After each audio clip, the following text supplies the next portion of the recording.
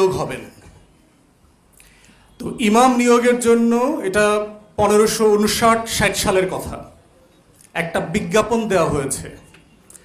যারা তরুণ ওলামায়ে কেরাম এখানে আছেন তারা মিলায়া পড়বেন আর কি, আর যারা আকাবের আছেন, মুরব্বীরা আছেন, আপনারা ভাববেন যে আপনারা আসলে কি পড়াচ্ছেন। মুহাসাবা খুব জরুরি আমাদের নিজেদের জন্য। সেখানে 7টা রিকোয়ারমেন্টের কথা বলা ছিল, যে গ্রান্ড মসজিদের, জাতীয় মসজিদের ইমাম নিয়োগ হবে, 7টা যোগ্যতা দরকার।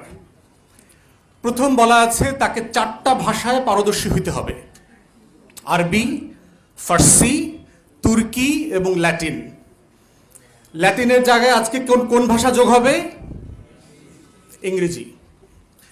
দ্বিতীয় যোগ্যতা বলা হয়েছে তিনি ইসলাম যেমন জানবেন, তিনি তুলনামূলক ধর্মতত্ত্ব জানবেন, মানে তিনি বাইবেল জানবেন।